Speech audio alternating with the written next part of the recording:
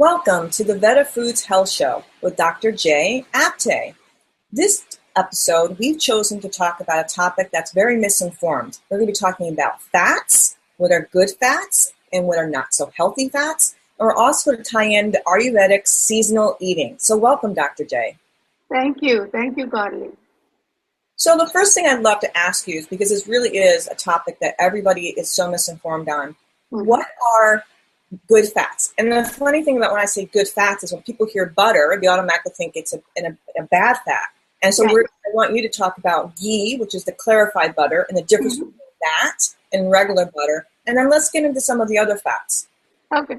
So, Carly, what I would like to do is talk a little bit about why fats are also essential for the body and all that. So when we talk about real food, it has the main three food groups, and they are called macronutrients, and they are essential for the body in the right amount. And those are the carbs and protein and the fat. But because of this, so many diet fats and all, we always talk about no carb diet or low carb diet and no fat diet, and all the saturated fats are bad and all these kind of things. So people are really confused. They don't know what really good to eat and what proportion and all that. So let's focus a little bit about fats today. And as we know, each gram of fat has 9 calories. So it is kind of a saturated, energy-filled nutrient for us. So when carbs carbs are over giving energy, then come the fat, and fat provide the energy to the body. Like any other machine, body always needs the energy, and we get that energy either from the carbs or the fat. But unfortunately, we constantly eat, and those fats are never needed, so they build on the body, and we start gaining weight and we start becoming obese. But fat is also very important nutrient in the food, which provides the energy. Second important thing is, there are important vitamins like especially A and D and E and K. So those essential vitamins are only absorbed when we have the fat in the body, because those are fat soluble vitamins. So when we eat good fat, those vitamins, especially vitamin A, is important for our eye health. Then vitamin D, is very important for us to absorb calcium in the body, which maintains our bone health. Then vitamin E is also essential to remove the free radicals from the body and protect ourselves. And vitamin K is also important for the blood clotting. Otherwise, we'll just bleed to death and we will not survive. So K is very important to create the blood clot and stop the bleeding and all that. So if we are going to eat all these vitamins, body needs some fat to absorb all those vitamins. Third important function of the fat is also protecting our brain, protecting our heart, and important thing, even underneath our skin, there is a fat. It just protects us from the temperature changes and all, and it tries to maintain the body temperature. So, first of all, I'm glad that you started with that, because that's very important. The other thing I want to bring up when we talk about oils and fats is you mentioned some of the other benefits, which is, we have that thin layer, which modulates our body temperature and everything. Yeah. Another thing I think, which, because you bring up vitamins, doesn't having the healthy fats also lubricate our joints? Yes, it definitely lubricates our joints, because in between those joints and between the bones, there is, we call synovial fluid, and it is some kind of fat that protect the bones against rubbing against each other. Second thing, all our nerves we always call gray matter and white matter. Like white matter is nothing but good quality of the fat, and especially Carly, we talk about MS, multiple sclerosis. That is kind of the growing disease, and lot of in people that myelin sheath, which is protecting the nerves, is damaged, is degenerated, and that's what we have to rebuild that myelin sheath, and for that, good quality of fat is essential for the body. We know all our skin, we just want to keep our skin looking very lubricated and moist and radiant. Then fat, all the cell wall are made up of fat.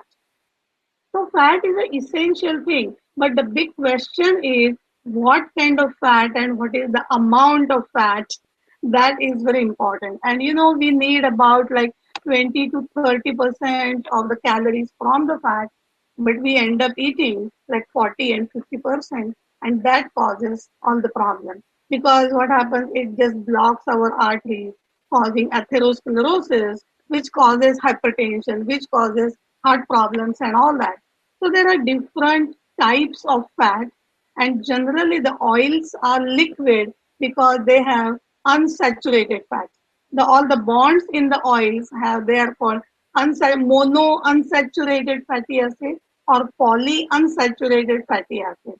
So they are kind of good quality of fat. So for cooking, it's generally good idea to use different oils because they are unsaturated fatty acids. But at the same time, body also needs some good quality of saturated fats like butter, coconut oil. These things are very high these days. And even we in Ayurveda talk about the ghee, Ghee. A lot of people call G or ghee. And that ghee is very essential for the body in the right amount. And let me tell you good thing about all these fats, that all the heart specialists were telling patient and all the people that stay away from saturated fats. But now the new research is showing that some amount of saturated fat, especially ghee and butter, coconut oil and all, are good for the body. And it does not damage our heart. So it is good for our health. That doesn't mean you can eat like a big bowl full, but you should be consuming 2 to 3 teaspoons of good fat every day. Now, I do want to tie in, when people are doing butter, make sure you buy the butter that doesn't have the growth hormones in it. Otherwise, you're defeating the purpose of wanting to get healthy. And I've cooked with ghee, and I love it. It's the clarified butter is great for stir fries or caramelizing or just giving it got a very unique flavor. So I really do love that. And obviously, coconut oil is not just good for cooking and it tastes really good. It's also great for your skin. And that's the other thing I wanted to bring up. We were talking about oils lubricating our joints. I don't think we realize, too, is that our outer skin is also what we put into our bodies. In other words, the lubrications and not having dry skin, like you were talking about with our joints. I think you forget that what we eat and what we drink and all that also affects our skin. It definitely affects our skin, because when people have the skin issues, like psoriasis and eczema and boils and acne and all those kind of things, I tell people what's happening inside shows on your body, shows on your skin too. So if you want really looking like a moist, lubricated skin, then you need to consume good amount of fat. And in Ayurveda is very high about massaging the whole body with different oils. And especially we use sesame oil, because sesame oil is warming, it is very moistening, and it kind of nurtures your skin. And coconut oil, opposite to that, same, it is excellent for massaging and all, but you can also, because it has a cooling effect. Coconut has cooling effect, sesame oil has warming effect. So during summertime, when your body is on fire, you perspire a lot and all, if you want to cool your body down, definitely you can massage your whole body with coconut oil. Even scalp, massage the scalp with coconut oil. Your hair will become very lustrous and long and beautiful and healthy. And also you have to consume some coconut oil also. And here, Carly, I want to mention here about ghee and coconut oil have more medium chain fatty acids. And they are good to improve our digestion, because it just also lubricates our whole digestive tract and also helps to reduce weight. Isn't it funny that good quality of fat also helps to lose weight if you eat like ghee or some amount of butter or even coconut oil? So now I have a question. I've heard that when you rub your bodies, like with coconut oil or whatever, that also penetrates your skin. So you're also getting the fat internally, going through. And there's a lot of practitioners that do use, like you said, the coconut oil and the sesame oil, which I love. That when we use exterior oils and real oils, not cream, I'm talking about oils, that actually does penetrate into our bodies. Yes. So our skin, we don't realize that. But our skin is the biggest organ which absorbs all these things. So it's up to you whether to use the chemical-based ointments or creams, or you can use natural oil, because your skin is going to absorb. And when you have so many chemicals in those moisturizing creams and all, your body becomes toxic, and body has to let go, remove all those toxins from the body. But if you use all these natural oils like coconut oil, sesame oil, mustard oil, and all those things, your body is absorbing it, and because they are edible, they are good for your body. So eating it moistens your body from inside, massaging it, it moistens your body from outside. So they meet at the levels, and all your tissues really get lubricated, and our body stays in healthy state. So now let's start telling people a little bit. You were talking about the qualities of the different oils and the amount. So you mentioned 2 to 3 teaspoons of coconut oil. Let's talk about. I've heard 2 different things. Like I know olive oil. They say when you cook with it, it turns carcinogenic. That olive oil is really only meant to use once you've cooked, and then you put it on your salad or you drizzle it on. So it's also distinguished for people what are good oils to cook with versus not to cook with, because that's a big one too. It's like you see on labels high heat, medium heat. So I think what are good oils to use for internal purposes? Obviously, we need, like you said, 2 or 3 teaspoons of particular. You said specifically coconut oil. But let's talk about like olive oil and sesame oil and the different oils that are good to cook with, and then ones that you don't want to cook with and just use. Okay. So generally, every oil has a smoking point. When you start boiling the oil, they start smoking. And during that point, the oil starts changing its structure, start going bad. Okay.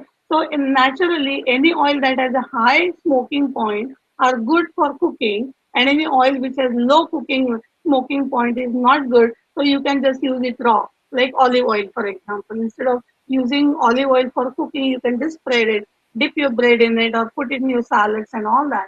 But for cooking, and first thing is, I want, as you mentioned, that GMO and processed and refined, those oils are not good. But canola oil is good. Canola oil or sunflower oil or peanut oil, these are good oils you can cook in it.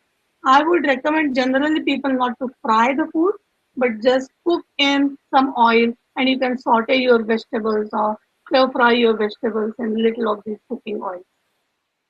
So what about, I've heard sesame oil is really good to stir fry with. That sesame oil is a good high heat oil. Yes, you can definitely use sesame oil, but few people do not like that smell of sesame oil. Or even same thing with coconut oil. Coconut oil has a lot of these health benefits, but it has kind of a strong coconutty smell. So people don't like that smell. If you love it, go ahead and cook with it. Generally, you can cook in ghee or butter, occasionally, not every day, because ghee is already cooked. But if you top your food, like for example, your rice or your quinoa or your slice of bread, you can spread over it. It really changes the taste. And ghee has so many other benefits, health benefits to that too. It boosts your immune system. It cools your body down, so it reduces inflammation in the body. Majority of the diseases we talk about, they happen because of excessive heat in the body or inflammation of the body. So ghee is very beneficial to reduce that inflammation. So I have one question about ghee, because it's it's how you put this, a stable shelf. You can put it on. You don't have to refrigerate it, obviously.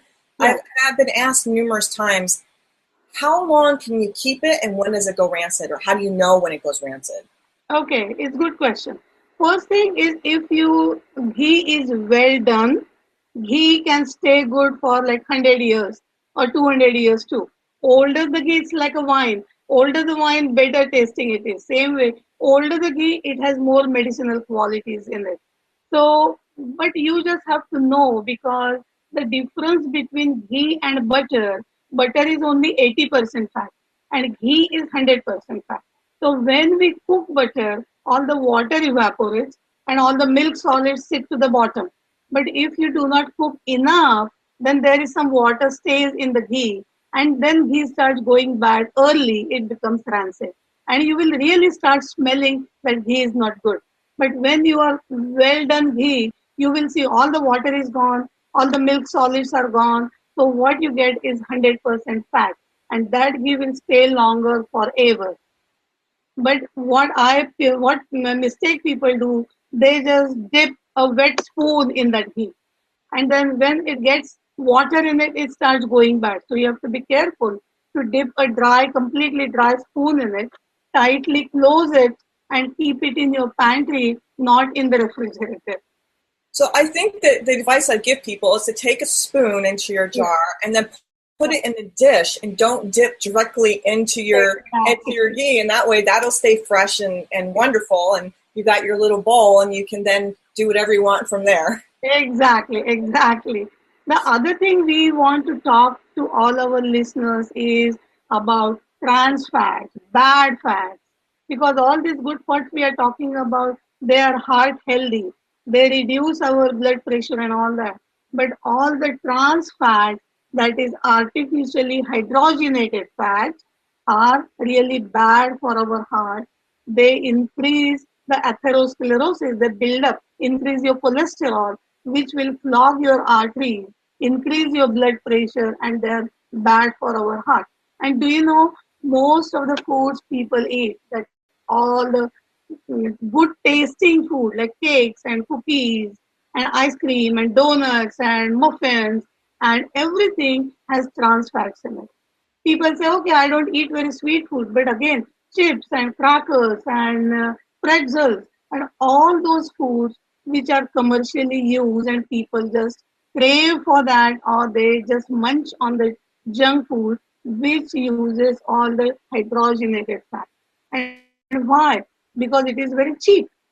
Second thing, it gives good flavor to the food. And third thing, it stays longer. So people save money. So all these manufacturers want to sell something which is cheap for, it is good for their pocket, but it's not good for our health. So we should be avoiding all these trans fats and start focusing on good fats like oils or butter or coconut oil or ghee. And by the way, we manufacture ghee. If Ayur Foods creates 1 pound jar of excellent quality of organic unsalted ghee, because whatever we buy should not be GMO, should not be processed, and should be salt free, because salt is the culprit. We end up eating so much salt, we start putting on weight, our blood pressure rises and causes all the problems. So now we mentioned, you said the trans fatty, so what's in chips and all these processed foods. Let's actually say what some of those ingredients are, because I'm always encouraging people, all of my clients.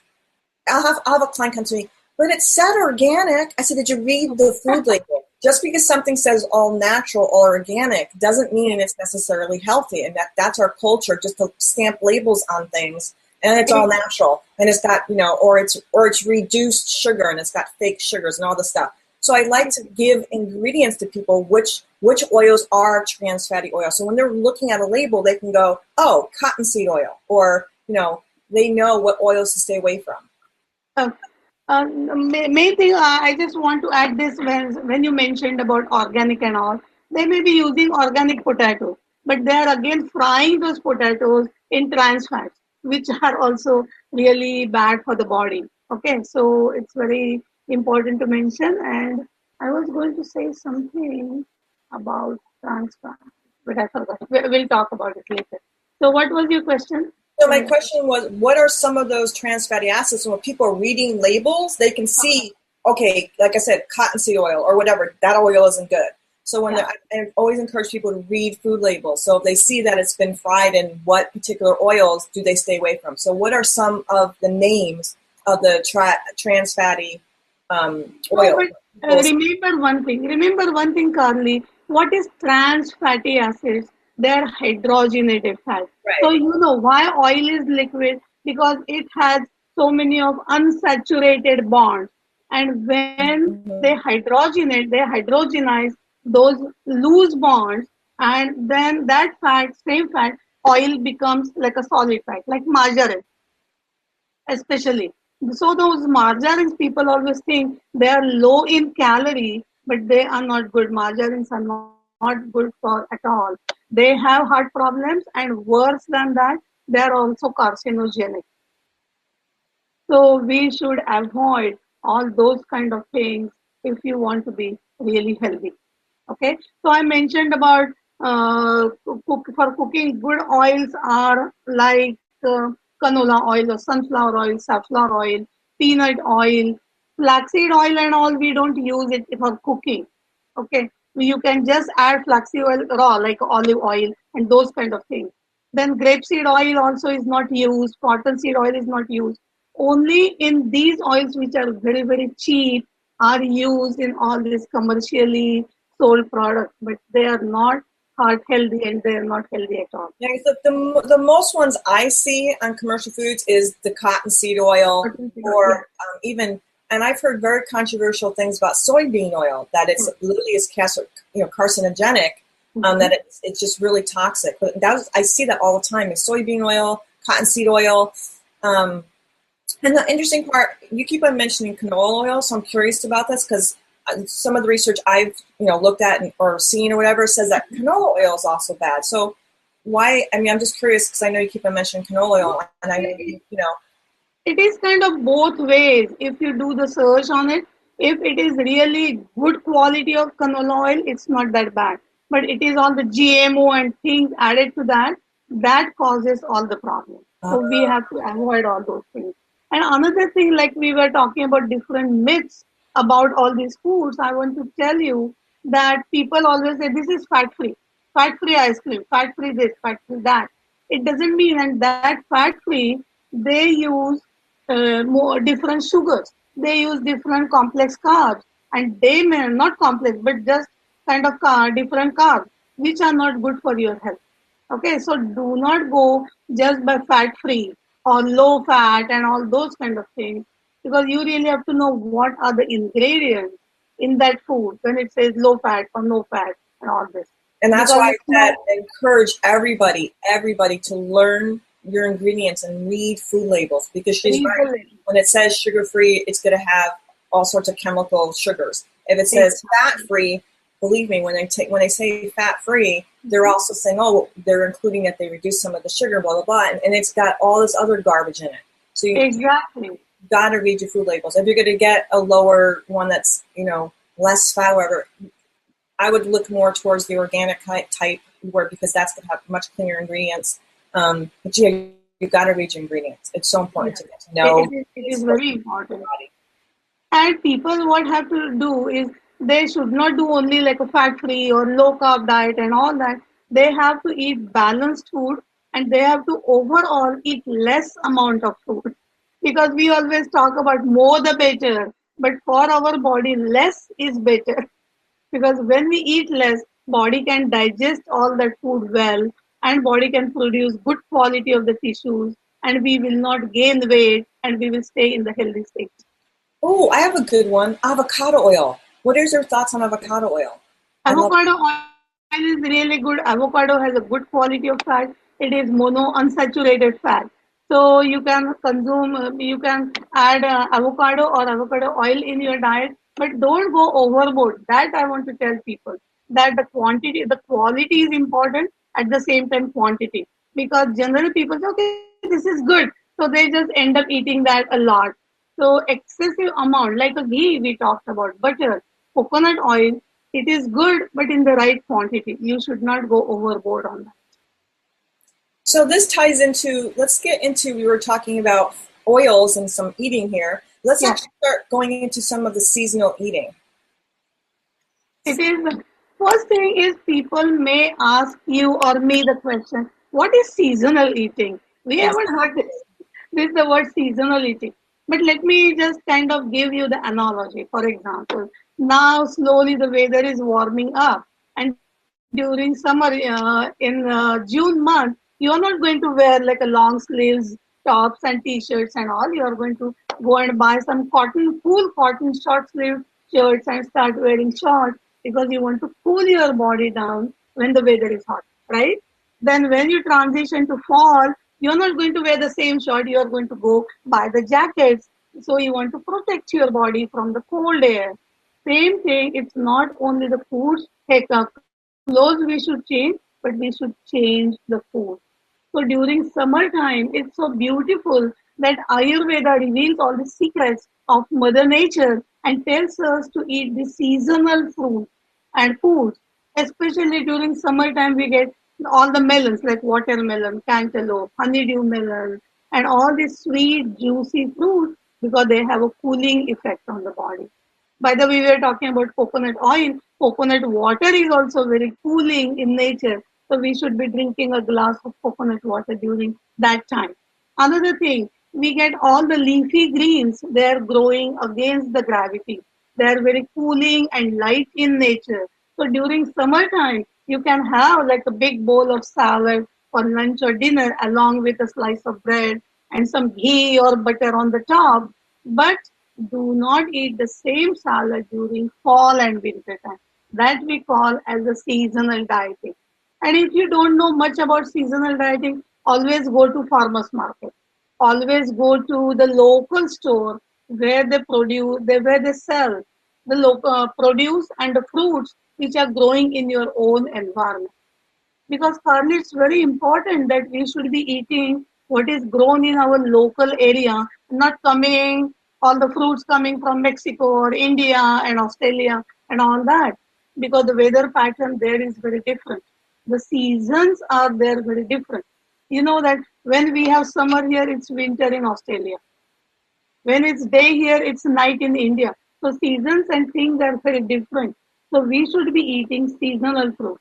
So eating more salad, sweet fruit, all the melons and all is good during summertime. So consume more of that instead of all the chips and crackers and salsa and all those things because they aggravate heat in the body. So that is not good. But then when we transition to fall, then what happens? We do not get all the growth over the ground, but all the root vegetables, they are growing under the ground. So the root vegetables, pumpkins and squashes and persimmons and pomegranate and all those seasonal fruits are good to consume during fall time, during winter time. And that's what we do. We eat more nuts during fall and winter time because they are good for us and they also a lot of oil. We were talking about the oil earlier. So they moisten our body. So anything that is oily should be good to eat during fall and winter because our body becomes dry, skin becomes dry. So we want to eat those foods. Then during summertime, we are not eating like warm herbal teas. We want to just drink those appetizing shakes and things, fruit juices. But during fall time, we should be consuming more herbal tea like licorice tea and chamomile tea and all that. And instead of eating salads, we should be consuming more soups and stews because those foods are warming and because they have a lot of water heavy in it, they ground us and keeps our mind more calm and settled and clear. Because if you start eating more salads during fall time, your mind starts racing. You start feeling very cold and lightheaded. Your skin starts becoming so dry. So it is very important that along with your clothes, you change your food. And you can take a hint from your clothes. If you are wearing warm clothes, start eating warm foods. If you are wearing cool clothes, start eating cold foods. And again, when we talk about foods, also important thing about the drink because everybody consumes cold drinks no matter what season it is. So during summertime you can drink a little cooler, but during fall and winter time you should be drinking and consuming warm liquid, warm water, warm herbal teas, warm soup, warm food, stir fry vegetables which is warm and all that. Because you want to warm your body, you want to keep your body is well hydrated, but maintaining the temperature, So, maintaining the and I'm just one piece I want to clarify. So even in the summer, isn't it still better to drink whatever we're drinking more at room temperature than to put all the ice in it? Yes. See, what happens is the temperature is hot. So you can drink cool water, room temperature water. but avoid putting so much ice in the drink, which is really bad. Again, what happens during Christmas time and all, people go out, the temperature is at 0 degrees, and they are eating a big scoop of ice cream. That causes the problem because like increases like. When the weather is cold, you are eating cold foods, definitely going to cause the problem. So we have to always use this balance, and this is our inborn talent. So we should be creating that balance. When the season is warm, you should be eating cool food. When the season is cold, we should be eating the warm food. And that's what body tries to create that balance. The other thing I want to bring up just to tie this all together, because we've been talking for a while, and again, I don't want to overwhelm our audience, is I think it's really important, like she said, and this is a big one because I never really thought about it that deeply, about when we buy foods from other cultures, about their seasons being different. Yeah. And so it's when it grows, it's got different qualities, etc. So I actually encourage people to, anyways, I am always about local anyway, to support our local community, to support our local farmers. So I really encourage people to actually pay attention to what you're buying. And like she said, buy fruits that aren't from different origins, meaning other states and, countries, if you will. And then we really focus on supporting our local people and eating our local foods and seasonal. So I think that was great. And that was such a big aha for me when you said that. I was like, wow, I never thought about that. So I'm really glad that you brought that up. I just want to mention one thing, Carly, that people always do eat. I tell watermelon eat during summertime, and on winter I'm said, okay, this watermelon is the problem, and they say, Dr. J, you told us to eat watermelon during summertime. Why are you blaming that same watermelon right now? Because I said now the season has changed. So don't use that during Christmas party. You should be eating different foods, more nuts and more eggnog and more warm herbal teas, but not watermelon during that time. Because eating according to the environment, eating local, those things are very, very important. And they have a healing effect on our body. They do. So as usual, everybody, I put together an entire blog post. I'll have all of Dr. J's information, websites, her history, her wellness center. And by the way, I got to visit her wellness center yesterday. It was beautiful. I encourage everyone to go check out hnwellness.com. I also encourage you to go check out VedaFoods.com. We'll be talking about that more soon. Wonderful, healthy meals that are coming out. And I really appreciate everyone watching and tuning in. And I also encourage people to email us questions, because then we know what you want to hear about. So that's really important. I thank you, Dr. J, so much. It was amazing actually getting to hug you and meet you and see your center. I'm absolutely thrilled about that. And I look forward to talking to you next week. So for today, that's it. And you can always reach me at carlylyssathorne.com. And that's it. Enjoy your day, everybody. Thank you.